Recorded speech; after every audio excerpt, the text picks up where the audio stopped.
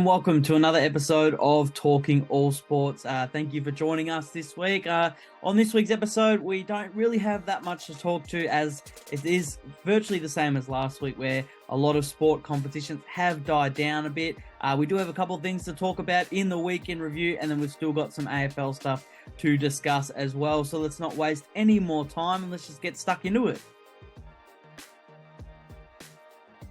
The first thing we will cover in the week in review is the NBA draft that happened over the weekend. Victor Wembanyama, as expected for a very, very long time, went officially at number 1 to the San Antonio Spurs. The Thompson twins going back-to-back with pick 4 and pick 5 was a highlight of mine personally to see that happen. I think that's a pretty cool story, the twins going back-to-back, especially for the Thompson family, watching their kids get drafted at the same time and then not have to worry or stress for the rest of the night. Both their boys are off to the NBA. Let me know, by the way, in the comments as well, what you thought was your highlight of the NBA draft. To a few people's surprises as well, and for mine as well, Scoot Henderson went pick 3. Is that a steal?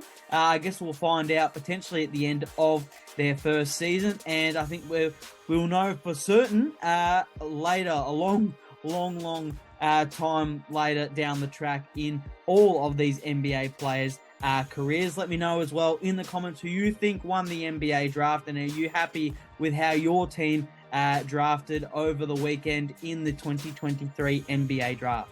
The next thing we'll talk about is the State of Origin that happened last week, and Queensland in emphatic fashion thumped New South Wales 32-6 to claim the Origin again. That's back-to-back years for the Maroons, and again another year where the Maroons on paper look like the underdogs, and they show a bit more heart and a bit more spirit than the Blues, and ultimately get the chocolates and have won it in 2 games against New South Wales this year. It was a tight start to the game until Queensland really got a mojo and kept believing.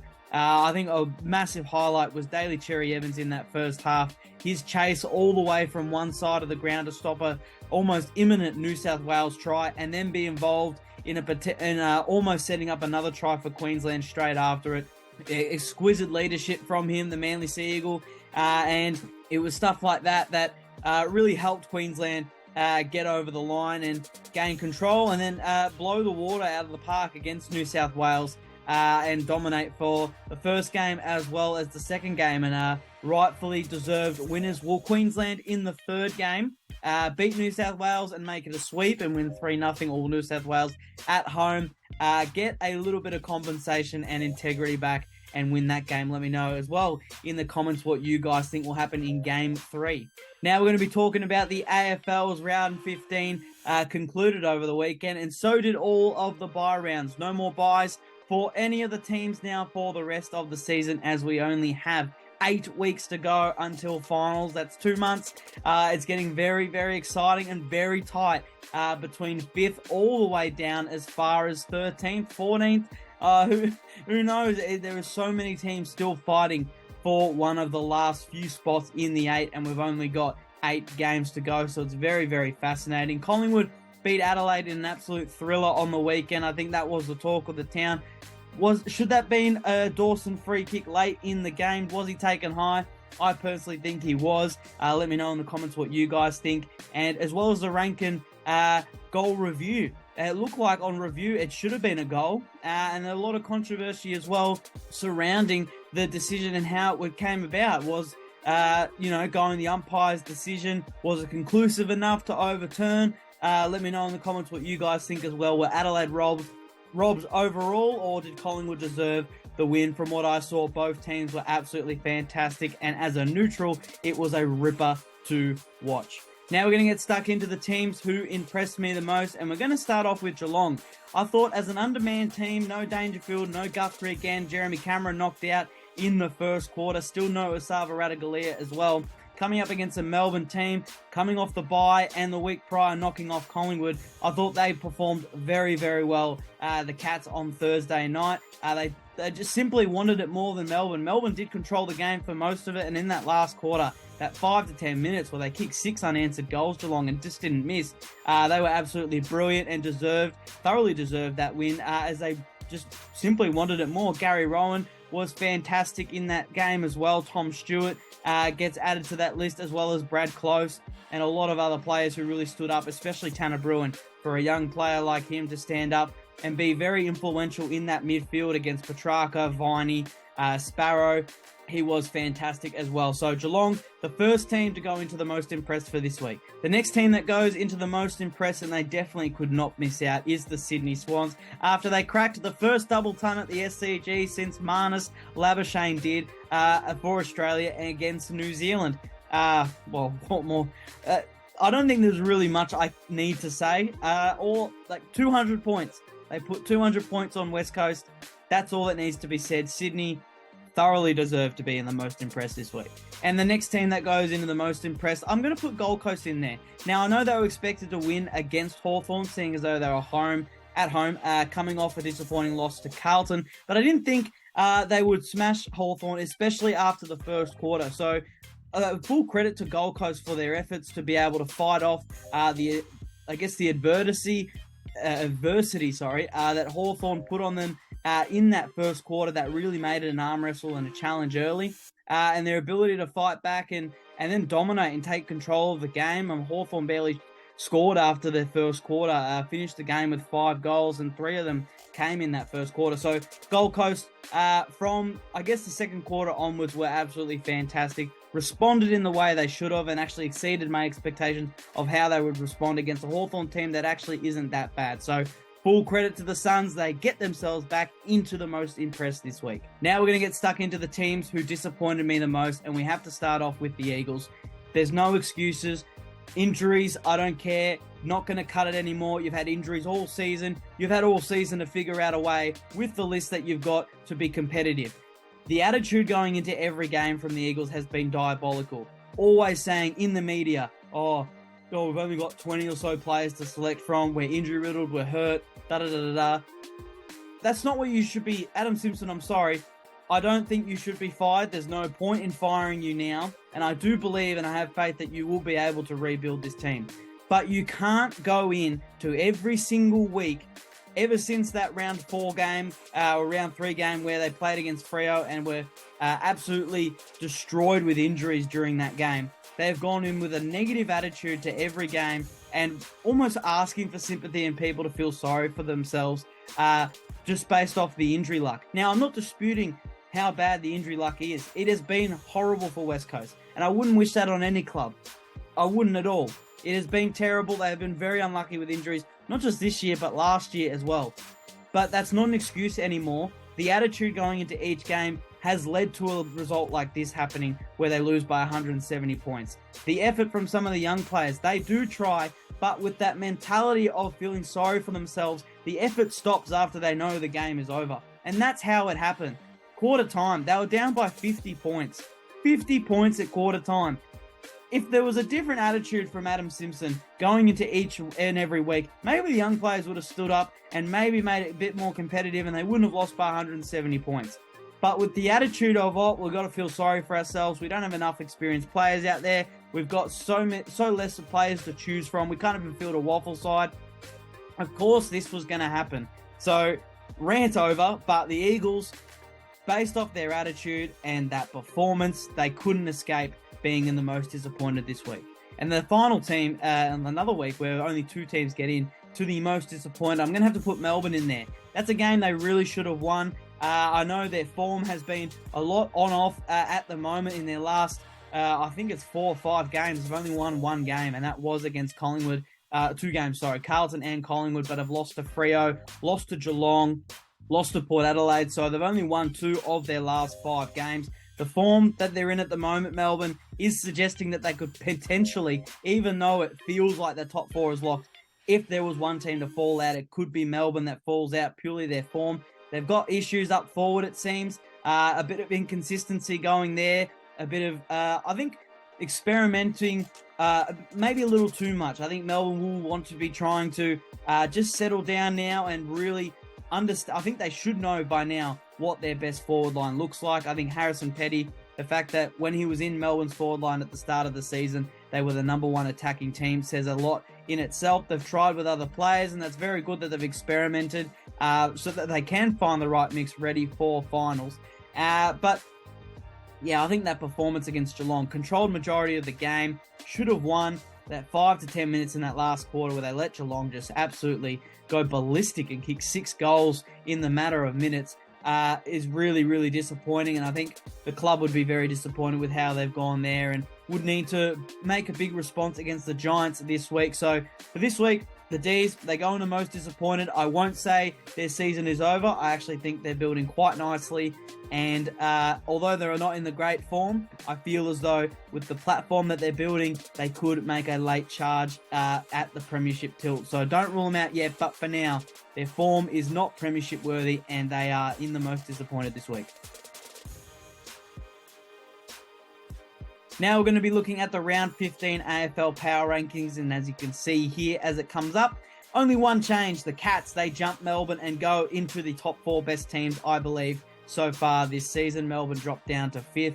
Adelaide Bulldogs clipping at their heels as Melbourne have not been in fantastic form. But like I said, only change for the round. I know a lot of people would be saying, Zach, Freo knocked off Essendon and Sydney just had a 200-point performance against West Coast, won by 170 points. Why don't those two teams move up? Unfortunately, Richmond and Essendon are still better than those two teams, so I can't push them down further, and especially Richmond were on the bye. It would be a bit unfair to take Richmond down after they just didn't play. So that's the only change. Melbourne slipped down to 5th. Geelong rise to 4th. In the round 15 AFL Power Rankings. Now we're going to get stuck into the Star of the Week nominations, and this guy probably should have had one a lot earlier. He's been absolutely fantastic for the Crows. It's Jordan Dawson. He gets one for this week. He played a fantastic game in a losing side, narrowly losing side. Once again, 35 disposals, 12 tackles, 9 marks, 5 clearances. He had 665 metres gained, 9 score involvements, and 11 contested possessions. That's a fantastic stat line and a fantastic game to not get a Star of the Week nomination, so he had to get one this week. He has been one of the best captains all season, in my opinion. You've got the likes of Toby Green, who's been fantastic. Darcy Moore has been really good as well. Jordan Dawson's been absolutely phenomenal for the Crows as captain. And a surprise captain selection that I think a lot of people, before he was selected, wouldn't have put his name down as the captain of the Crows. Like I said earlier, should he have been given a free kick at the end of that game? If so, do you think he would have kicked the goal that would have won the game for the Crows? Let me know in the comments what you guys think. But no dispute, the umpires can't get involved with this one. He is definitely a Star of the Week nomination this week. The next Star of the Week nomination goes to a man who's already got 3 of them, and this is his 4th. He is having an outstanding year this year. It is Nick Daicos, a thoroughly deserved 4th nomination of the year. He couldn't miss this week, was awesome again on the weekend, had 37 disposals, 5 tackles, 8 clearances, a goal, 9 score involvements, and 14 contested possessions. A lot of people could say he should be having around 6 or 7 Star of the Week nominations at the moment, and with his form, he has been fantastic and probably could have easily had 6 or 7, but a few others just had better games. So Nick Daicos, don't take it away from him. He has had an immense year this year. For a second-year player, this is just a remarkable season that he's having. He's averaging the most disposals in the competition. I think a lot of people think he is the best player in the competition.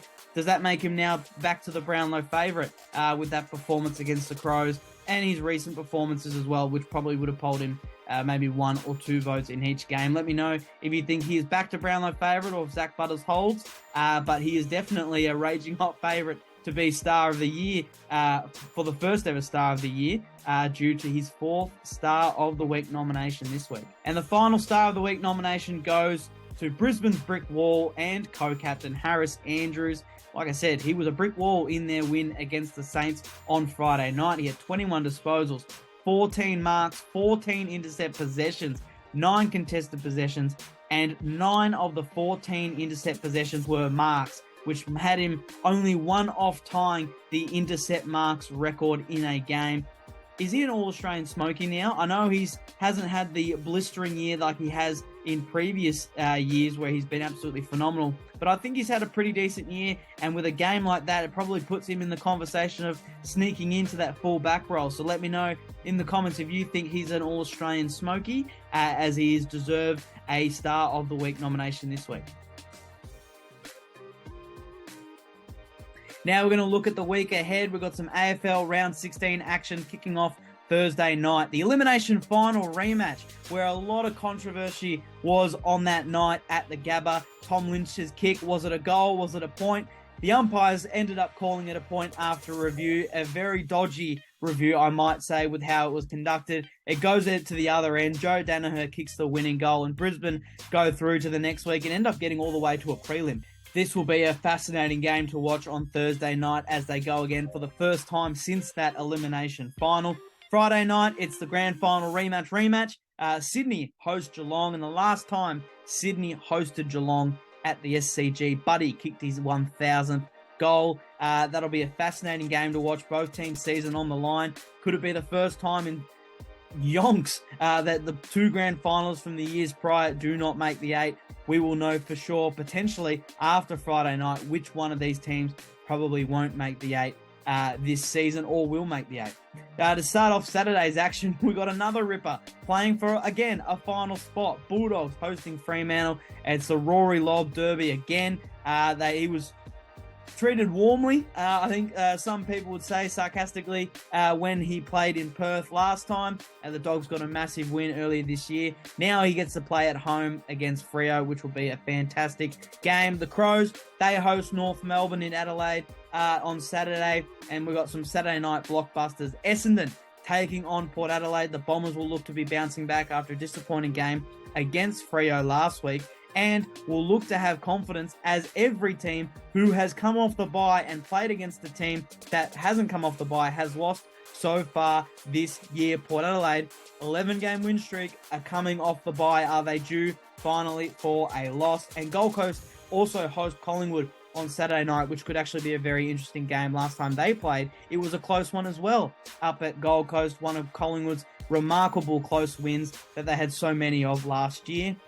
On Sunday, Hawthorn kick off our action on Sunday, hosting the Blues. Another game where a lot of people will probably be tipping Hawthorn in an upset due to the bye stat, and because Carlton's form has not been great. One win in the last month, so that'll be an interesting game to watch, and a very interesting game in my opinion. Melbourne hosting the Giants up in Alice Springs. Giants, they ain't a bad team. They're a pretty decent team. A team that a lot of people thought would finish bottom 4 and would be almost uncompetitive. The Giants, they've been super competitive all year this year. Coming off the bye, will have to go up to Alice Springs against a Melbourne side who will be looking to bounce back after a disappointing result against Geelong on Thursday night. And then the rounds out with West Coast hosting St Kilda at Optus Stadium. The Eagles, obviously incredibly disappointed and embarrassed with their performance against Sydney, will look to bounce back against the Saints team who have lost 2 in a row now and need to win to keep their chances of staying in that top 8 alive. Also, we've got the Ashes going on over in England, the second test happening at Lords between Australia and England next week. We will cover and wrap up what happened and see who won. Let me know in the comments who you think will win the second test. Will it be England making it 1-1, or will Australia defend and win against Bazball again and make it 2-0 in this year's Ashes? And that's all we've got time for on this week's episode of Talking All Sports. Thank you so much for watching as per usual. If you loved it or if you enjoyed the video, please feel free to like and subscribe. It means a lot and I really appreciate it. Let me know in the comments as well all the things I've told you to. Harris Andrews, All-Australian Smokey. Should Dawson have got a free kick? Would he have kicked the goal? Is Nick Dacos now back to a Brownlow favourite? Who won the NBA draft? The list goes on and on and on. Let me know any recommendations as well in the comments. I'll look forward to reading them. I will read them, I promise. And I will see you guys next week.